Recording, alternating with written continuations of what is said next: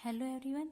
Last classes में हमने electromagnetic wave non conducting medium में किस तरीके से प्रोपोगेट करती है इसका डेरिवेशन देखा था। फिर हमने वहाँ पर वेलोसिटी की वैल्यू निकाली थी 1/रूट म्यू और एप्सिलॉन। यहाँ पर जो म्यू था वो हमारा क्या था, मीडियम की परमेबिलिटी, और यहाँ पर एप्सिलॉन था मीडियम की परमिटिविटी। आज हम देखेंगे कि जो नॉन कंडक्टिंग मीडियम था उसमें जो इलेक्ट्रोमैग्नेटिक वेव की जो ट्रांसवर्स नेचर है वो किस तरीके से है। देखो, ट्रांसवर्स नेचर का क्या मतलब, हमने पहले भी देखा कि जो इलेक्ट्रिक फील्ड, मैग्नेटिक फील्ड और उसकी जो वेव की जो प्रोपोगेशन की जो डायरेक्शन है तीनों एक दूसरे के परपेंडिकुलर होने के, इनकी के इज परपेंडिकुलर ई होगा, दूसरी बात के इज परपेंडिकुलर एच होगा और ई इज परपेंडिकुलर एच होगा। ये तीनों जो होंगे एक दूसरे के परपेंडिकुलर होंगे। ये हमारे विद्युत चुंबकीय तरंगों की अनुप्रस्थ प्रकृति है। इसका जो डेरिवेशन होगा के, इसका डेरिवेशन तो हमने लास्ट लेक्चर में देख रखा है। तो अभी हमारा जो नेक्स्ट इसका जो टॉपिक है वो है वेव इम्पीडेंस।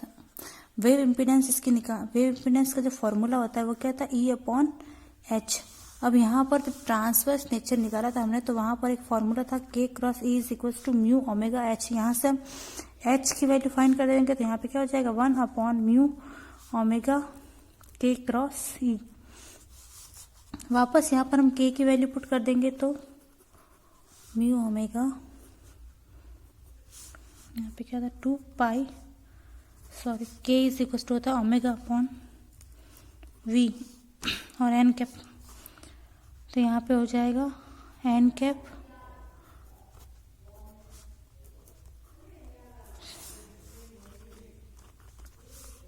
ओमेगा से omega cancel,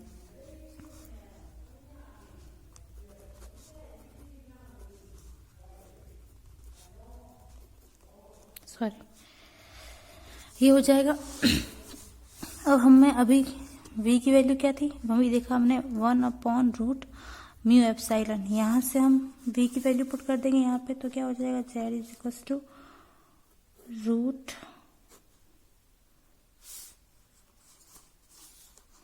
mu epsilon upon mu N cap cross ई।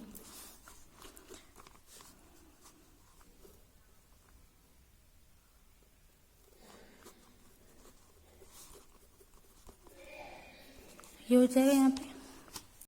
अब हम क्या करेंगे यहाँ पर E/H अगर देखें तो वो क्या हो जाएगा E/H, यहाँ पर क्या हो जाएगा रूट म्यू अपॉन एप्सिलॉन, यही बनेगा हमारे पास। और E/H क्या होता है Z इक्वल्स टू आ गया हमारे पास म्यू अपॉन एप्सिलॉन। अब म्यू अपॉन एप्सिलॉन की जगह हम ये रख सकते हैं mu not mu R upon epsilon not epsilon R। Mu equals to क्या होता है, mu R is equals to जो रिलेटिव परमिबिलिटी होती है वो क्या होती है म्यू अपॉन म्यू नॉट। यहाँ से अगर हम म्यू की वैल्यू निकालेंगे तो क्या होगा म्यू नॉट म्यू R, तो यहाँ पे पुट कर दिया हमने। अब Z इज इक्वल्स टू क्या हो जाएगा हमारे पास root mu naught upon epsilon naught, तो हो जाएगा Z नॉट, और ये value as it is mu R upon epsilon R। ये हमारे नॉन कंडक्टिंग मीडियम में वेव इम्पीडेंस है। नेक्स्ट स्टेप है हमारा एनर्जी डेंसिटी और पॉइंटिंग वेक्टर। अब हमारा स्टेप है पॉइंटिंग वेक्टर।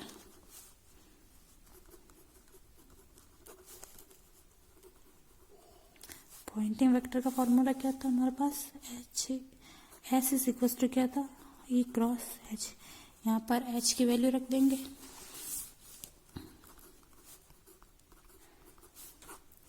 H की वैल्यू हमारे पास क्या थे root n cap cross E। ये थी अभी हमने निकाली यहाँ पे root mu upon epsilon upon mu N cap cross E। अब यहाँ से हम इसको रूट एप्सिलॉन अपॉन म्यू को तो बाहर ले लेते हैं और यहाँ पे हो जाएगा E cross n cap cross E। वापस इसको वेक्टर आइडेंटिटी से खोलेंगे A cross B cross C वाली, तो यहाँ पे हो जाएगा S is equal to epsilon mu, यहाँ पे हो जाएगा हमारे पास E n cap minus E.N E। वापस हमारे पास ई डॉट एन की जो वैल्यू हो जाएगी वो ई डॉट एन कैप की जो वैल्यू हो जाएगी वो 0 हो जाएगी, क्योंकि जो इलेक्ट्रिक फील्ड वेक्टर और जो वेव प्रोपोगेशन की जो डायरेक्शन है वो परपेंडिकुलर है, यानी कि E n cos theta, cos की जगह 90 रखोगे तो वो क्या आ जाएगा 0। तो यहाँ पर एस की जो वैल्यू आई वो आई एप्सिलॉन अपॉन म्यू, और यहाँ पे हो जाएगा ई स्क्वायर एन कैप, यही होगा। अब यहाँ पर जो रूट एप्सिलॉन अपॉन म्यू है इसकी जगह हम क्या लिख सकते हैं जेड, तो एस इज इक्वल टू हो जाएगा हमारे पास ई वेक्टर का स्क्वायर अपॉन जेड और एन कैप।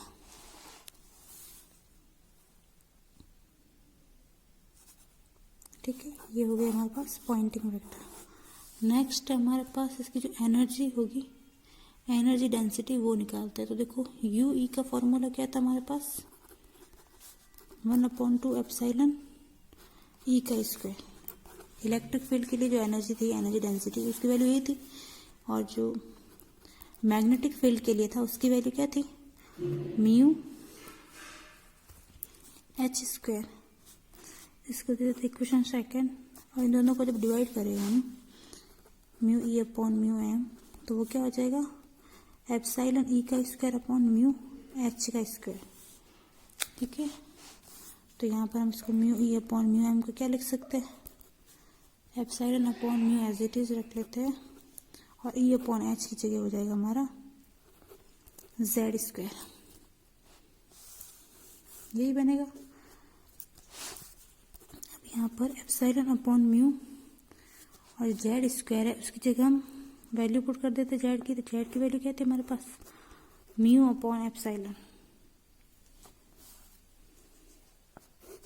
का स्क्वायर हो जाएगा, तो यहाँ पर इसकी वैल्यू आ जाएगी 1, यानी कि जो यू ई है हमारा वो यू एम के इक्वल है।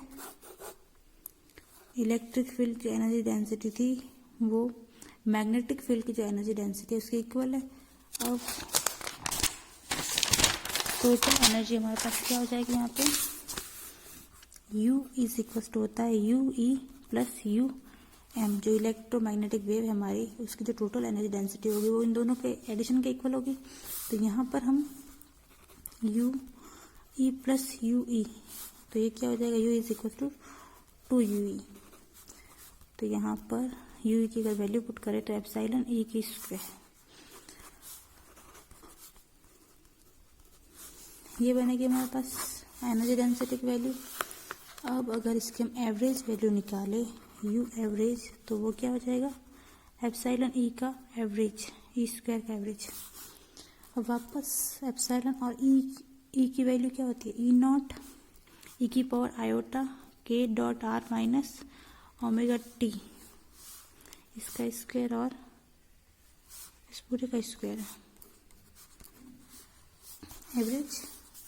अब यहाँ पर इसकी सिर्फ रियल वैल्यू कंसिडर करनी है। जब इसकी रियल वैल्यू हम यहाँ पर कंसिडर करेंगे, एप्सिलॉन को बाहर ले लेते हैं, E naught square as it is, और यहाँ पर आ जाएगा cos square K dot R minus omega T.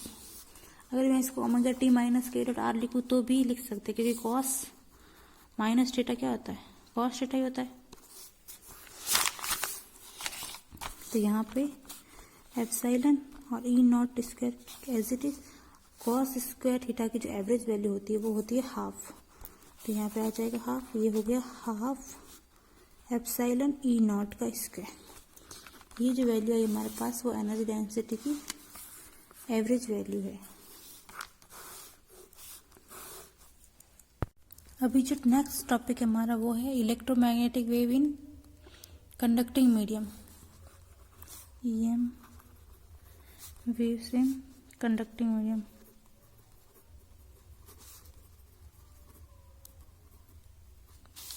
चालक माध्यम में विद्युत चुंबकीय तरंगे।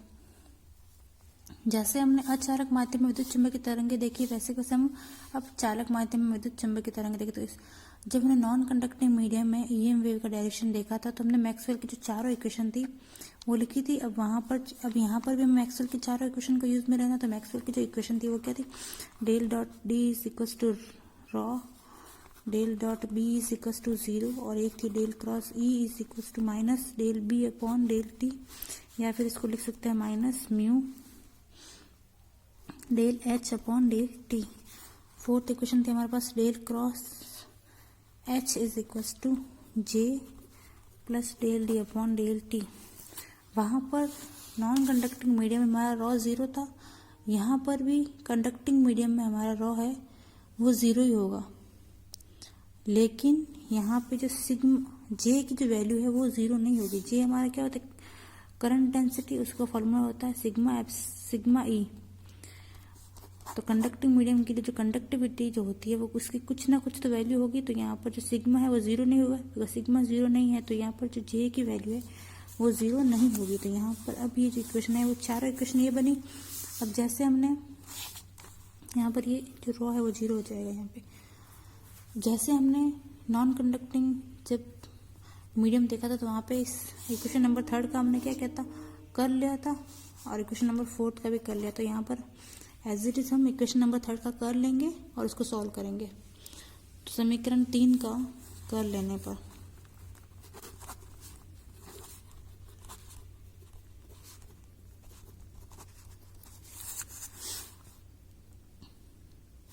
क्या बनेगा, del cross E is equal to हो जाएगा यहाँ पे, जब इसका हम कर लेंगे तो माइनस म्यू,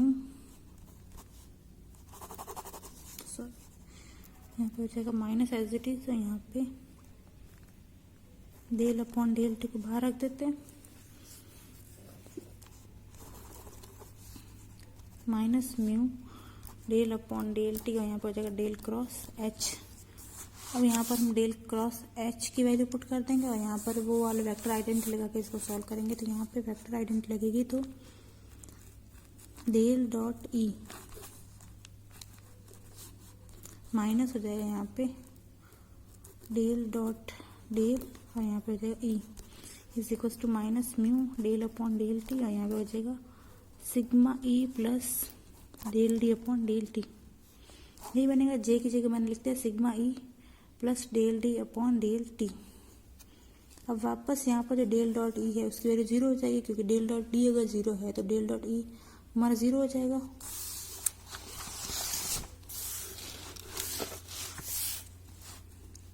तो यहाँ पे जो इक्वेशन बनेगी वो बनेगी, यहाँ पे लिख देते हैं del dot D is equal to 0, यानी कि del epsilon E is equal to 0, तो del dot E is equal to 0। तो इक्वेशन बनेगी हमारे पास minus del square E is equal to minus का mu sigma del E upon del T minus का mu epsilon del square E upon del T का square. यही बनेगी हमारे पास इक्वेशन। तो यहाँ पे इसको अंदर मल्टीप्लाई करोगे तो म्यू डेल सिग्मा और यहाँ पर del E upon del T, और ऐसा कैसे यहाँ करोगे तो डेल स्क्वायर डी हो जाएगा। उसको डी को वापस हम एप्सिलॉन ई लिखेंगे तो यहाँ पर ये वाली इक्वेशन बनेगी। अब इसको हम अरेंज कर देते सही से। तो यहाँ पे del square E is minus mu sigma del E upon del T minus का mu epsilon del square E upon del T का स्क्वायर इज इक्वल टू 0। ऐसे कैसे जब हम इक्वेशन नंबर 4 थी हमारी जो del cross H is equal to J plus del D upon del T, इसको कर लेंगे और इसको सॉल्व करेंगे तो यहाँ पर जो वैल्यू बनेगी वो वैसे एज इट इज इसी प्रकार से बनेगी। Del square H minus mu sigma del H upon del T minus mu epsilon del square H upon del T का स्क्वायर इज इक्वल टू 0। ये बन गई हमारे पास दो इक्वेशन। अब देखो यहाँ पे हम इस इक्वेशन की अगर बात करें तो ई की जो वैल्यू होती है ई इज इक्वल टू क्या होता है हमारे पास ई नॉट ई की पावर आयोटा के dot R minus omega T. ये जो वैल्यू हम इस इक्वेशन में रखेंगे और इसको सॉल्व करेंगे। तो डेल स्क्वायर माइनस का mu sigma del upon del T minus का mu epsilon del square upon del T और यहाँ पर ई कॉमन आ गया तो यहाँ पर हो जाएगा ई नॉट ई की पावर आयोटा के dot R minus omega T is equal to 0। अब इसको हम डिफ्रेंशिएट करते हैं। यहाँ पर डेल स्क्वायर क्या मतलब है, 2 बार डिफ्रेंशिएशन करना है हमें, तो यहाँ पे क्या हो जाएगा आयोटा के का स्क्वायर माइनस का म्यू सिग्मा, यहाँ पर टी के रिस्पेक्ट में होगा तो यहाँ पर हो जाएगा माइनस ओमेगा, और आयोटा है बाहर ही तो minus iota omega minus mu epsilon. अब इसका 2 बार डिफरेंशिएशन करना है तो यहाँ पे हो जाएगा माइनस आयोटा ओमेगा का स्क्वायर। इसको खोलोगे आयोटा का स्क्वायर तो माइनस हो जाएगा, तो यहाँ पे हो जाएगा माइनस के का square minus minus plus mu sigma, यहाँ पे आयोटा और ये ओमेगा, यहाँ पर वापस माइनस का तो यहाँ पर स्क्वायर हो जाएगा, आयोटा का जब स्क्वायर करोगे तो वापस माइनस है माइनस माइनस यहाँ पे प्लस हो जाएगा, तो यहाँ पे हो जाएगा plus mu epsilon omega square is equal to 0। अब यहाँ पर अगर हम के स्क्वायर की वैल्यू निकालें तो क्या हो जाएगी हमारे पास mu epsilon omega square plus iota mu sigma sigma omega, यही बनेगी।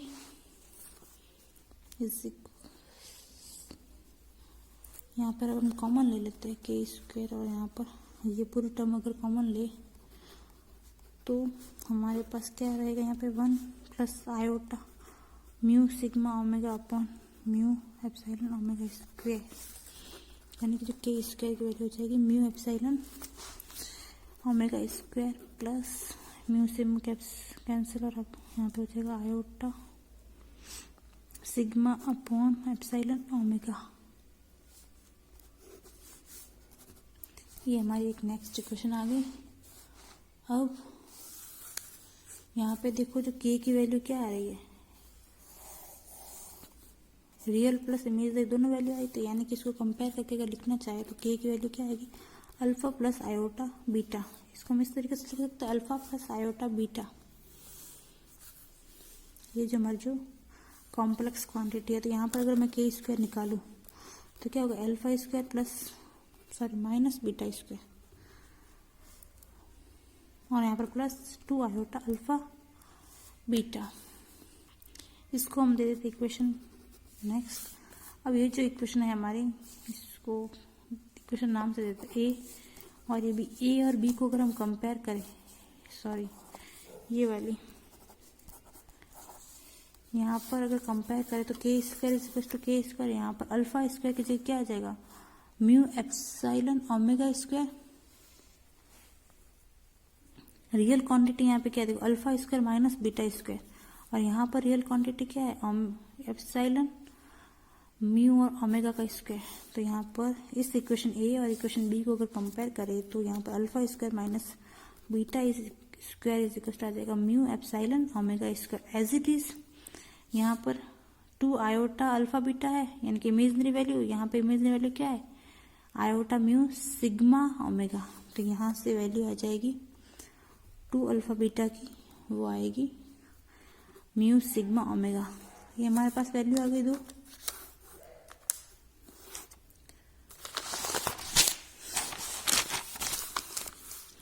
अब जो हमारे पास 2 alpha beta is equal to mu sigma omega आया है, यहाँ से हम अगर बीटा की वैल्यू निकाले तो क्या हो जाएगा mu sigma omega upon 2 alpha.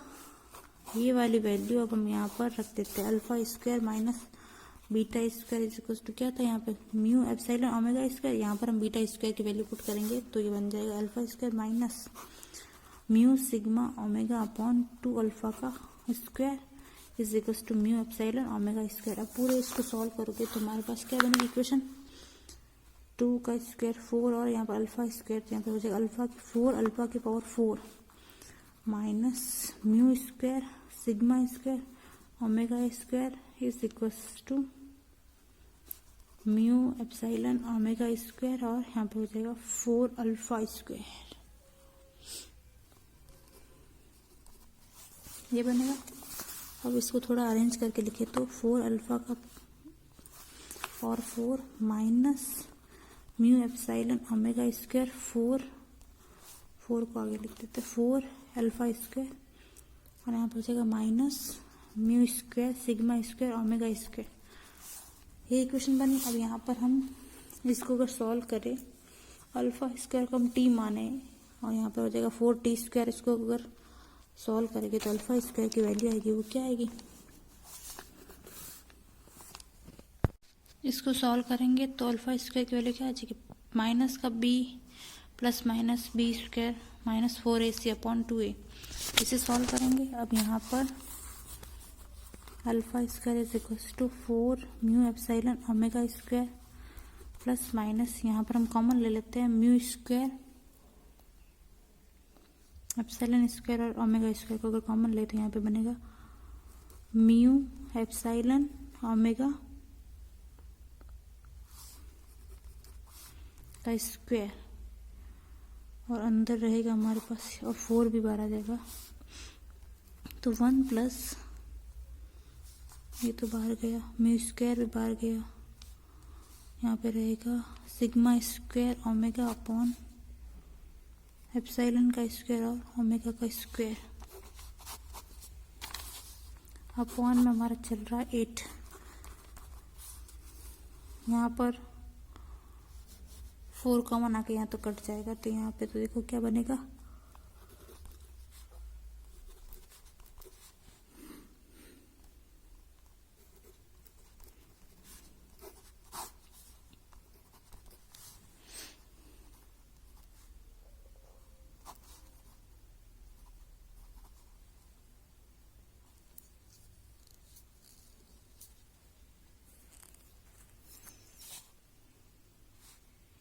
यहाँ पे ओमेगा स्क्वायर है,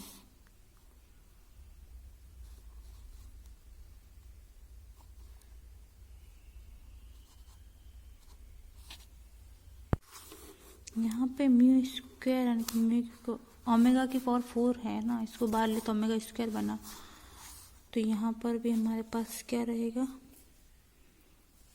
ओमेगा स्क्वायर है, यहाँ पे ओमेगा की पावर 4 आएगा डिवाइड में, तो यहाँ पे रह जाएगा ओमेगा स्क्वायर, तो alpha square is equal to हो जाएगा, यहाँ पे 1/2 भी चल रहा है साथ में, 1/2 को बाहर ले लेते हैं और म्यू एप्सिलॉन ओमेगा स्क्वायर को भी बाहर ले लेते, तो यहाँ पर रहेगा 1 plus root 1 plus sigma upon epsilon omega का होल स्क्वायर, ये बनेगी। अगर अल्फा की वैल्यू देखें तो हो जाएगी म्यू एप्सिलॉन, ये रूट में रहेगा और ओमेगा अपॉन 2 1 प्लस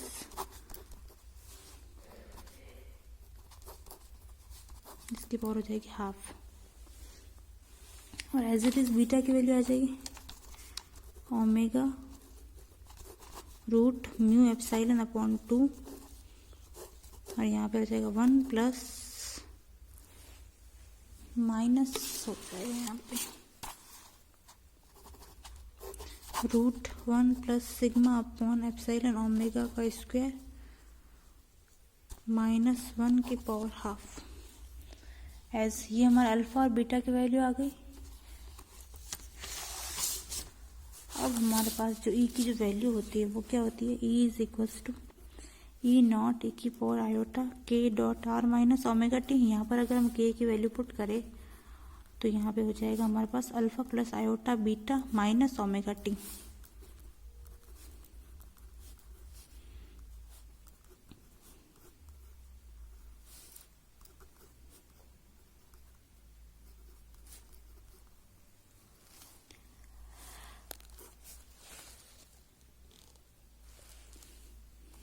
यहाँ पे ये टर्म बनेगी, ये जो ई की पावर माइनस बीटा, ये क्या बता रहा है, हमारा एम्पलीट्यूड में जो है जो कमी हो रही है वो क्या हो रही है, एक्सपोनेंट।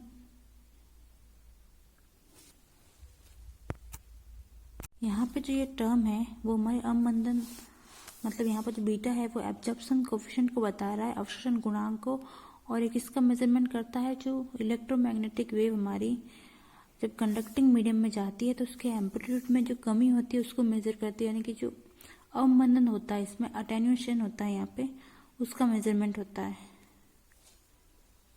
इसके जो आगे जगह जो नेक्स्ट टॉपिक है वह स्किन डेप्थ, वो हम कल देखेंगे।